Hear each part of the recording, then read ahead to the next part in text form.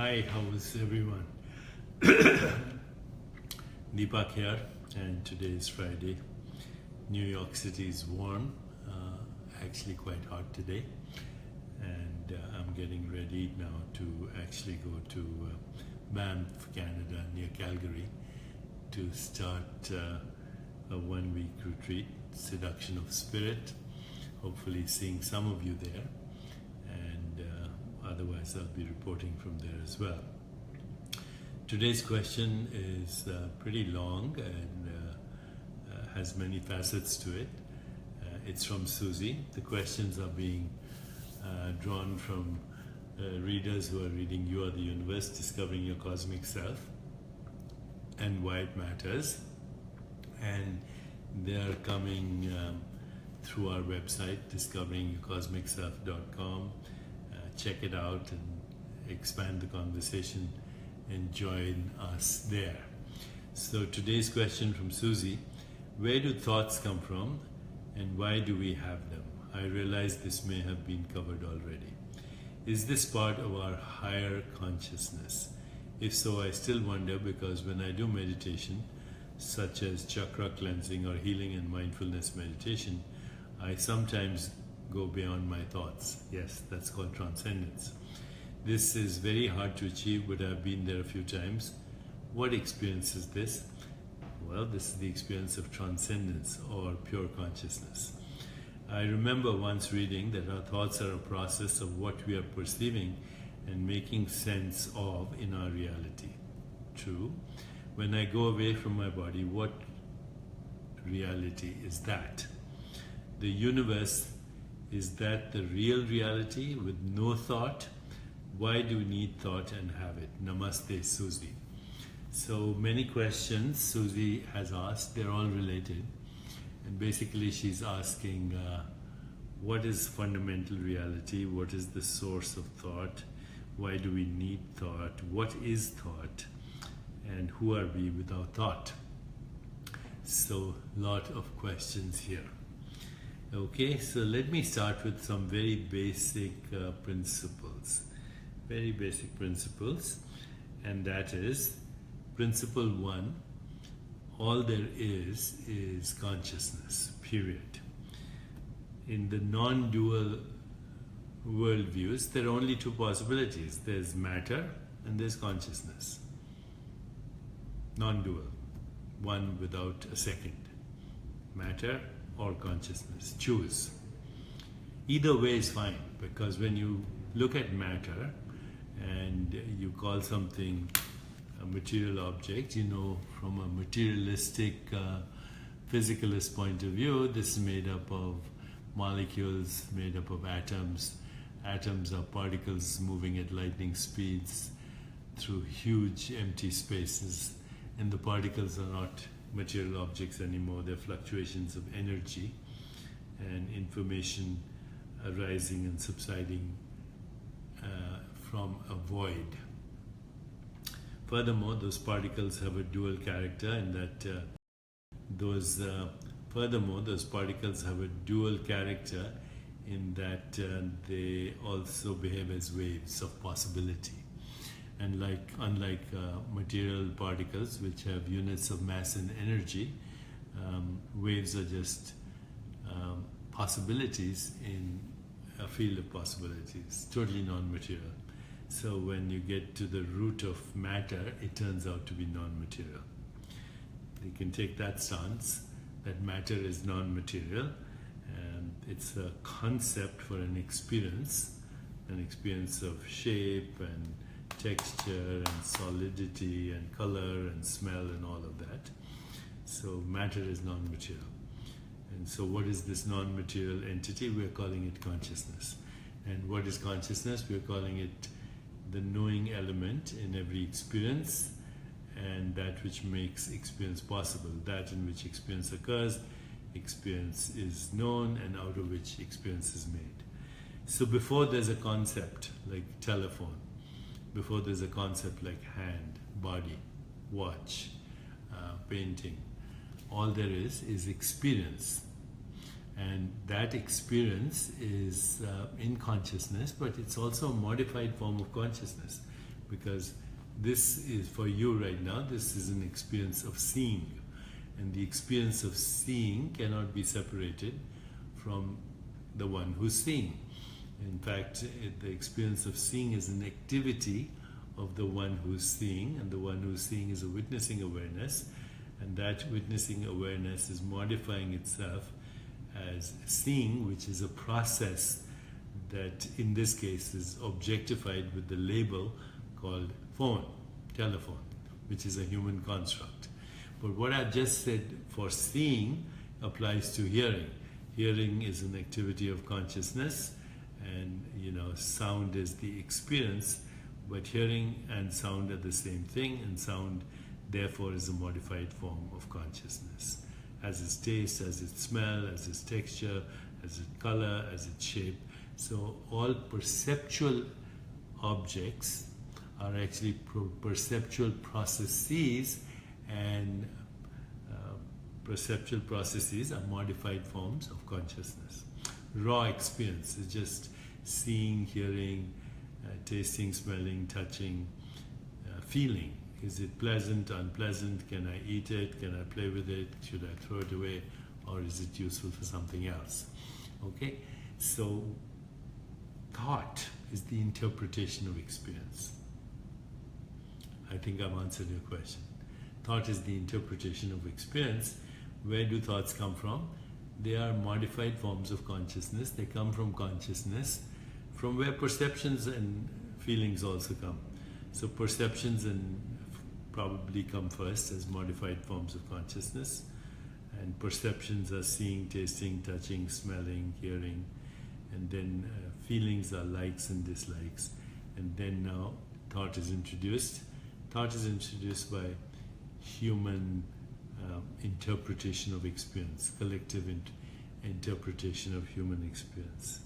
So when thought is introduced as interpretation of experience, then thought creates human constructs: telephone, hand, body, watch, whatever, bangle, fingernails. These are human constructs around modes of knowing and experience in consciousness, given names. Naam, Roop. Roop is appearance. So all that is consciousness modifying itself as experience in the form of appearances that arise and subside as its own modulations, as its own excitations, as its own activity, and then given name that we agree upon, we introduce thought to interpret and communicate our experience. So then I can say to you, I'll meet you at the corner of Pico and Doheny in Los Angeles. We'll go to Starbucks. I'll have a dark roast coffee, and you can have your croissant. Not realizing that we are all giving names to modes of experience and the knowing of experience in awareness, and that experience is actually made out of consciousness. But without these constructs, we go to Starbucks, corner of Doheny and Pico, Los Angeles. Human constructs to experience and the knowing of experience. We now have created a way to communicate symbolically through words, through noise, and through squiggles on a piece of paper, and these days through symbols on an email or a text message or an emoticon, symbols of experience, modes of experience, and communication of those experiences. With the result, we created civilization. We created the human universe. So the universe is our projection. It's a human universe, which is a projection of our consciousness. Now that consciousness is a singular consciousness that cannot be divided. That consciousness or awareness doesn't belong to anyone. We, as individuals, are little rivulets of that consciousness, having our own unique experience of the world. And by words and symbols, we communicate experiences and we create the play of life. So when you go beyond thought, you're getting to the source of thought, which is consciousness. But the source of thought is also the source of perception, and it is also the source of feeling, and ultimately it is consciousness and its modulations that create the experience ultimately of space-time, matter, information, energy, causality, the constructs, birth and death, all human constructs. And what happens when you go beyond all these human constructs, you get in touch with fundamental reality, which is the source of experience and the interpretation of experience and the constructs. So yes, you are right when you say our thoughts are a process of what we are perceiving and making sense of in our reality. When you go away from your body, what reality is it? The reality is that the body itself is a modulation of consciousness, and when those modulations cease to occur, then all that's left is consciousness. It's the only thing that is eternal and timeless, modulating itself in time as experiences, to which we've given labels: mind, body, universe, human constructs. What's the value of knowing all this? Well, who would you be, or what would you be, without constructs and without the excitations of being that create experience as thought, feeling, sensation, sense perceptions, and everything that we call everyday reality, but is not. Everyday reality is the source in which all this is happening. Who would you be without that? You would be pure consciousness. You would be free. You would not be burdened by karma. You would not be imprisoned by karma. You would not be victimized by memories. You would be in flow. You would be full of joy. And because the consciousness in which all this is happening is one, you would experience love not as a mere concept, not even as a mere emotion, but as the ultimate truth at the heart of all creation. And you would see that you are there at the heart of creation. You, not as a body-mind, but the awareness in which the body-mind is also an intermittent stream of sensations, images, feelings and thoughts, modifications of your own self. Tattvamasi. One statement to remember: I am that, you are that, all this is that, and that alone is.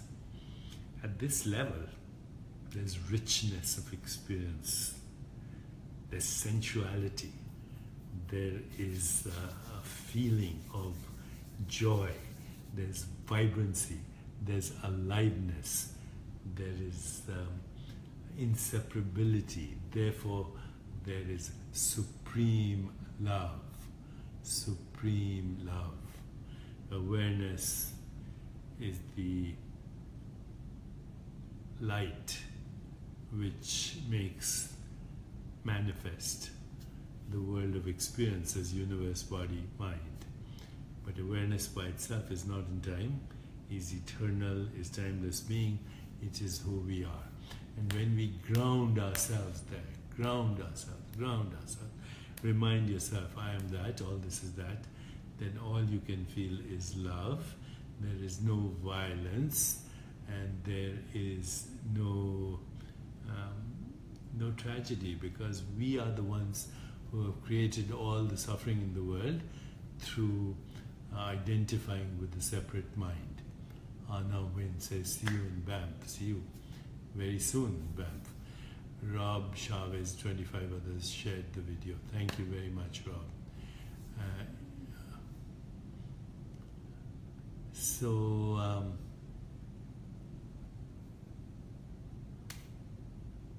Stay established in being. From there, think. From there, speak. From there, reflect. From there, love. From there, communicate. And from there, play. And if you do that, then you will be freed from ego identity. You will be free from grasping and clinging. You will be freed from fear. You will know reality is not that which is seen, but that which makes seeing possible. You would know reality that can't be touched, but without which there is no experience of touch or texture or solidity.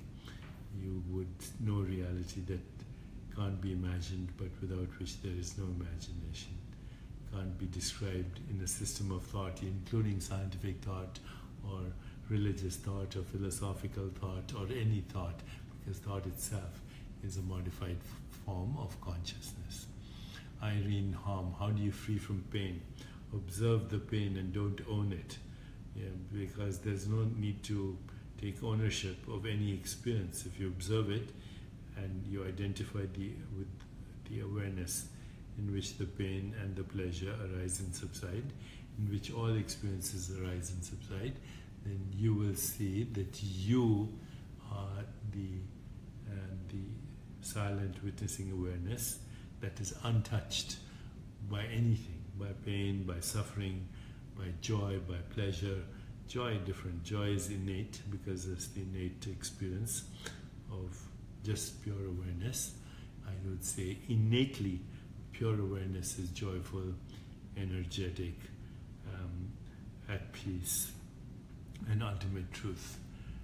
But if you make that the center of all your identity, and everything else is clouds passing in the sky, the infinite sky, then you will fully enjoy the experience and not be bound by it.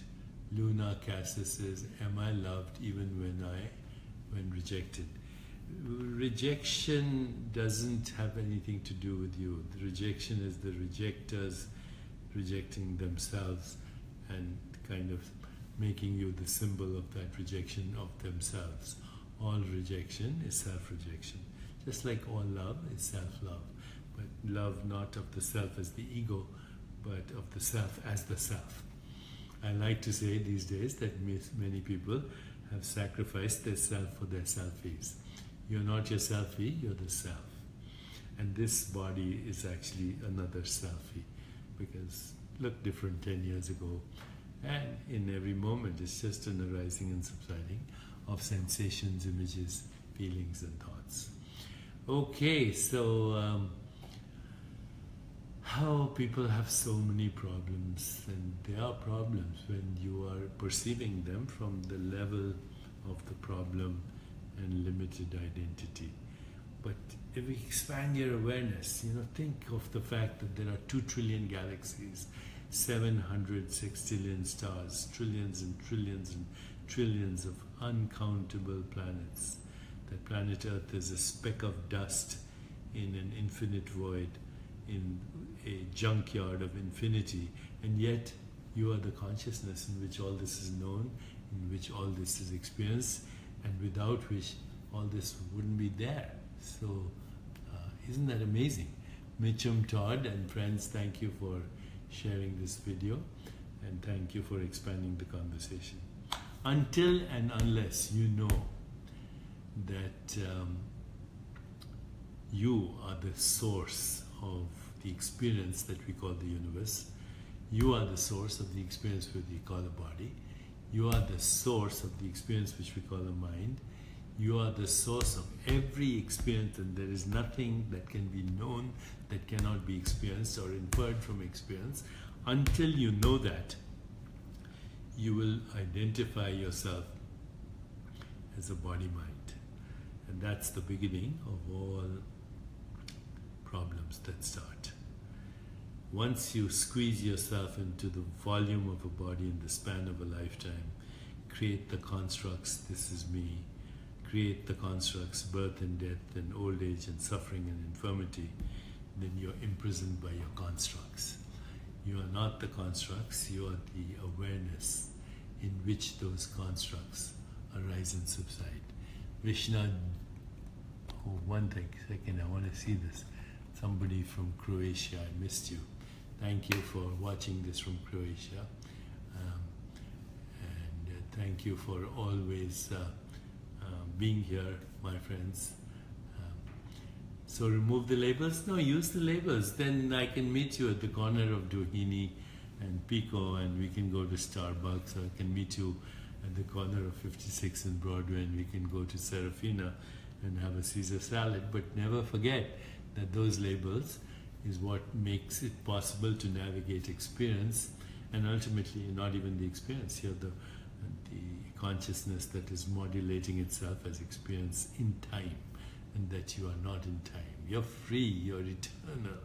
Water cannot wet it, wind cannot dry it, weapons cannot shatter it, fire cannot burn it, and you are ancient, you're unborn, you're not subject to birth or death. See yourself as the infinite being having an experience. At the level of the finite experience, this is a phone, I am Deepak, and this is my body. All constructs. This is a perceptual process localized in the infinite being, and so is this, a perceptual and cognitive process localized in the infinite being. So this is a localized form of the infinite being, and so is this. You are the infinite being. Don't play so small. Don't compromise yourself. You are the infinite being, and the universe is your playground. William McAvey and 37 others shared the video. Thank you, I appreciate it.